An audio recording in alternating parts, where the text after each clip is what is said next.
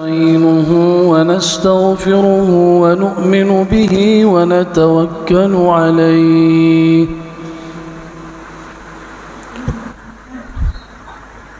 ونعوذ بالله من شرور أنفسنا ومن سيئات أعمالنا من يهده الله فلا مضل له ومن يضلله فلا هادي له وأشهد أن لا إله إلا الله وحده لا شريك له وأشهد أن سيدنا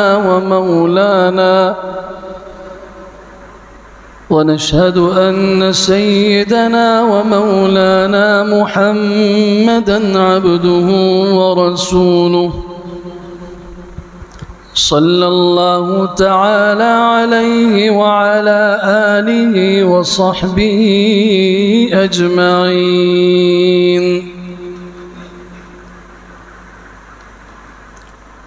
أعوذ بالله من الشيطان الرجيم. بسم الله الرحمن الرحيم.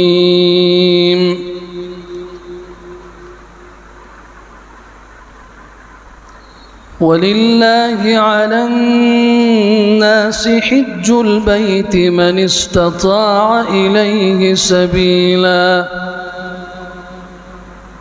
وقال سبحانه: الحج أشهر معلومات فمن فرض فيهن الحج فلا رفث ولا فسوق ولا جدال في الحج.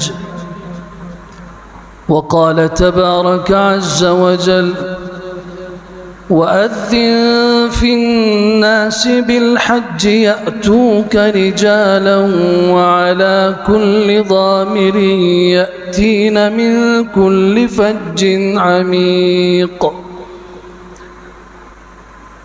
وقال سبحانه: إن الصفا والمروة من شعائر الله فمن حج البيت أو اعتمر فلا جناح عليه أن يطوف بهما ومن تطوع خيرا فإن الله شاكر عليم.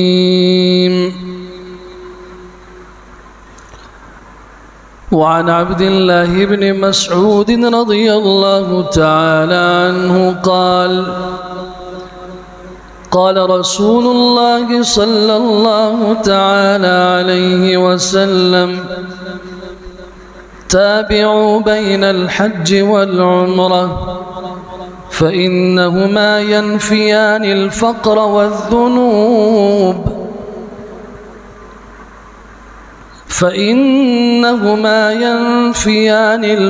والذنوب كما ينفي النار خبث الحديد والذهب والفضة أو كما قال رسول الله صلى الله تعالى عليه وسلم: صدق الله وصدق رسوله وصفيه وخليله المصطفى صلى الله تعالى عليه وعلى آله وصحبه ومن والاه. ونحن على ذلك لمن الشاهدين والشاكرين والحمد لله رب العالمين.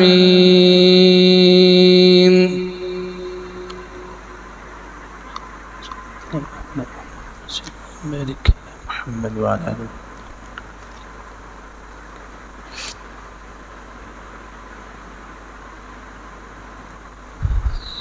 इस्लाम के 5 बुनियादी अरकान में से 5वें नंबर पर جو رکن ہے اسے حج کہا جاتا ہے۔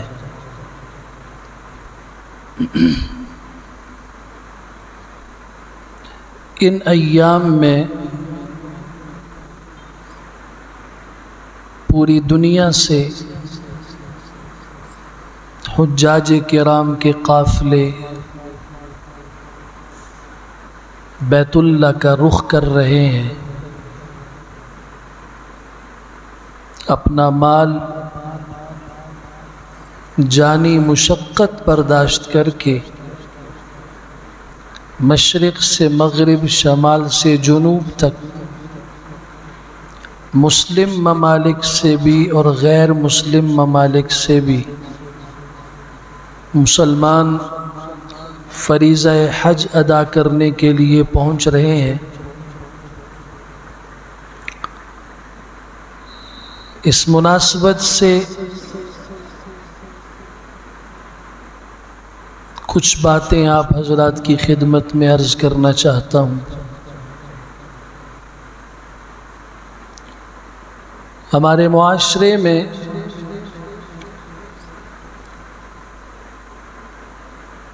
نماز کی اہمیت تو کچھ نہ کچھ سمجھی جاتی ہے۔ جو نماز نہیں پڑھتا اتنا تو اسے بھی معلوم ہے کہ نماز فرض ہے اور میں ادا نہ کر کے فرض میں کوتاہی کا مرتکب ہو رہا ہوں۔ روزے کے متعلق بھی کچھ نہ کچھ یہ تصور پایا جاتا ہے کہ روزہ فرض ہے، ادا نہ کرنا جرم ہے۔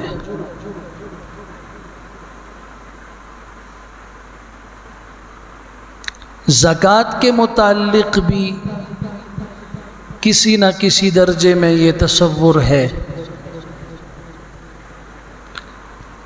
لیکن حج ایک ایسی عبادت ہے جس کے متعلق امت مسلمہ کی ہمارے معاشرے میں شاید وہ حیثیت نہیں ہے جو ہونی چاہیے۔ آپ میری بات سے اتفاق کریں گے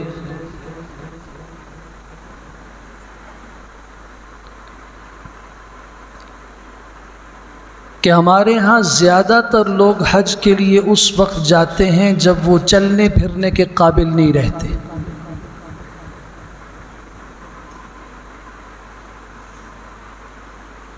بڑھاپے کی عمر میں، اور اس کی وجہ یہ ہوتی ہے کہ جب کہا جاتا ہے کہ صاحب آپ پہ حج فرض ہے تو کہتے ہیں کہ جی ابھی بچیاں ہیں، بیٹے ہیں، جوان ہو رہے ہیں، ان کی شادیاں کرنی ہیں۔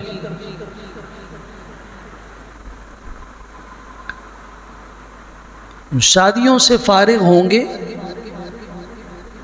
اپنی بچیوں اور بیٹیوں کے ہاتھ پیلے کریں گے، بیٹوں کی شادیاں کر کے دلہنیں اپنے گھروں میں لائیں گے، اپنا گھر بنائیں گے، اپنا کاروبار قائم کر کے پاؤں پہ کھڑے ہو کر اس کے بعد ہم حج کے لیے جائیں گے۔ اور وہ وقت وہ ہوتا ہے کہ جب حج کے لیے جانے کا نہیں ہوتا، اب آخرت کی سفر پہ جانے کا وقت آیا۔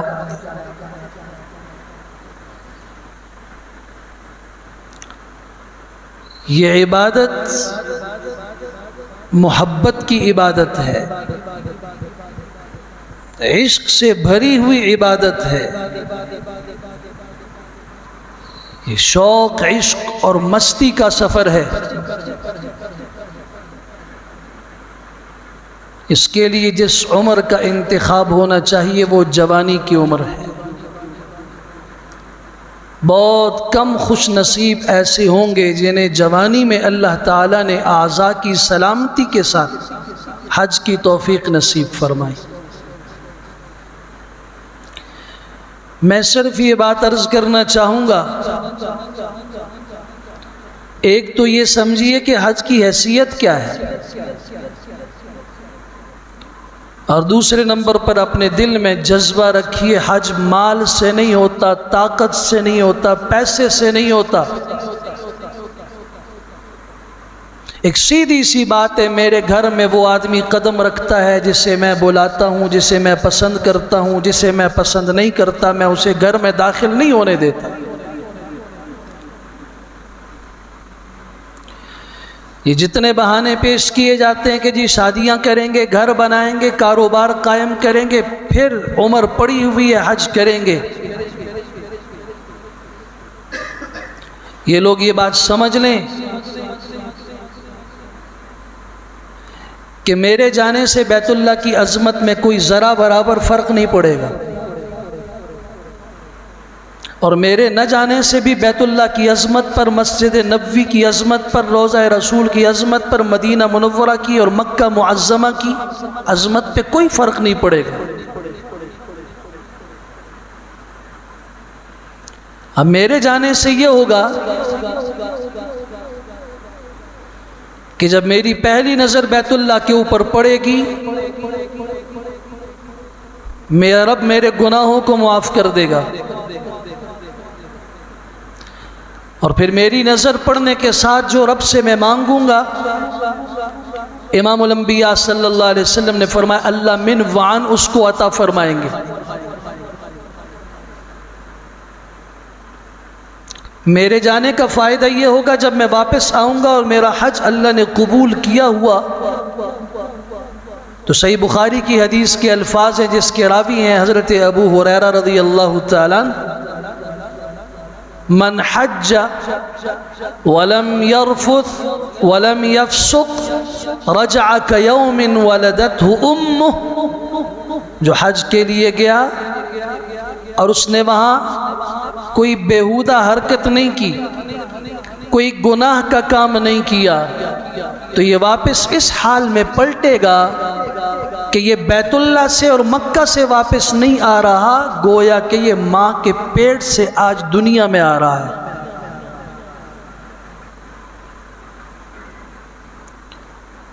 مجھے اور آپ کو فائدہ یہ ہوگا کہ سیدنا عبداللہ بن مسعود رضی اللہ تعالیٰ عنہ کی روایت کے الفاظ ہیں جس سے امام احمد نے مسند احمد میں، امام ترمذی نے سنن ترمذی میں، امام نسائی رحمۃ اللہ تعالیٰ علیہ نے سنن نسائی میں نقل کیا ہے، امام الانبیاء صلی اللہ علیہ وسلم نے فرمایا تابعوا بین الحج والعمرہ، مسلسل حج اور عمرہ کیا کرو۔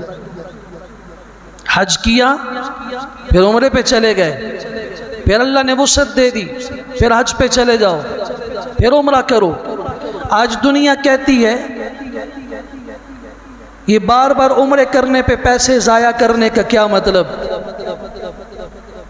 فلاں فقیر کو کیوں نہیں دیتے، فلاں یتیم کو کیوں نہیں دیتے، فلاں بیوہ کو کیوں نہیں دیتے، اسپتال میں کیوں نہیں دیتے، مریض کا علاج کیوں نہیں کرتے۔ میرے بھائی، جو انسان اللہ کے راستے میں اپنا ہاتھ کھولتا ہے وہ ایک راستے میں نہیں کھولتا، یہ مٹھی جب کھلتی ہے نا تو یہ مسجد پہ بھی خرچ کرتی ہے، مدرسے پہ بھی خرچ کرتی ہے، لوگوں کے لیے راہیں بھی کشادہ کرتی ہے، یتیموں کا بھی خیال رکھتی ہے، مسکینوں اور بیواؤں کا بھی خیال رکھتی ہے، یہ قبرستانوں کے لینے میں لوگوں کے لیے قبروں کی جگہ مہیا کرنے کے لیے ہاتھ کھلتا ہے۔ یہ بہانے ہوتے ہیں کہ ادھر نہ کریں وہاں کریں، قربانی کیوں کر رہے ہیں جی، اس سے اسپتال کیوں نہیں بناتے، حج پہ اتنا پیسہ کیوں لگا رہے ہیں، عمروں پہ اتنے پیسے کیوں لگا رہے ہیں، اس لیے لگا رہے ہیں کہ شاید تمہیں یہ بات نہیں پہنچی، ہمیں پہنچی ہے۔ امام الانبیاء صلی اللہ علیہ وسلم نے فرمایا تھا بار بار حج کرو، بار بار عمرے کرو، فائدہ کیا ہوگا، فَإِنَّهُمَا يَنْفِيَانِ الْفَقْرَ وَالذُّنُوبِ کما ينفی النار خبث الحدید والفضة والذهب، جس طریقے سے آگ کی بھٹی، آگ کا شعلہ سونے چاندی اور لوہے کے زنگ کو ختم کرتا ہے، ان کے میل کو ختم کرتی ہے آگ، اسی طریقے سے حج اور عمرے کا سفر انسان سے فقر اور تنگ دستی غربت کو بھی ختم کرتا ہے اور ساتھ گناہوں کو بھی ختم کرتا ہے۔ میں اللہ کی قسم کھا کے کہتا ہوں ایک آدمی دنیا میں آپ کو ایسا نہیں ملے گا جس نے حج کیا یا عمرہ کیا ہو اور وہ فقیر اور تنگ دست ہوا، جاؤ ڈھونڈو۔ ایک آدمی ایسا نہیں ملے گا جس نے حج اور عمرے پر پیسہ لگایا اور پھر وہ فقیر ہوا ہو۔ ایک آدمی ڈھونڈ کے دکھاؤ جس نے اللہ کے گھر مسجد کی تعمیر میں حصہ لیا ہو اور وہ فقیر ہوا ہو۔ ایسا آدمی ایک بتا کے لے آنا جس نے اللہ کے راستے میں اپنا ہاتھ کھولا ہو انفاق فی سبیل اللہ کے لیے، اللہ نے اسے فقیر بنایا ہو۔ امام الانبیاء صلی اللہ علیہ وسلم نے 3 باتوں کی قسم فرمائی تھی۔ سنن ترمذی کی حدیث کے الفاظ ہیں، ابو کبشہ انماری رضی اللہ عنہ راوی ہیں، مجھے اللہ کی قسم ہے، حضور فرماتے ہیں ما نقصت مال عبد من صدقہ، اللہ کے راستے میں جو مال لگتا ہے اللہ اس آدمی کے مال کو، میں محمد قسم کھا کے کہتا ہوں، کبھی کم نہیں کرے گا صلی اللہ علیہ وسلم۔ ہاں میں 20 یوں لوگ جانتا ہوں اور آپ بھی جانتے ہوں گے جنہوں نے شادی بیاہوں پر غیر ضروری رسموں اور رواجوں کو پورا کرنے کے لیے، معاشرے میں اپنی ناک بلند کرنے کے لیے اور معاشرے میں جھوٹی عزت پانے کے لیے شادیوں پہ، بیاہوں پہ، بچیوں کے جہیز پر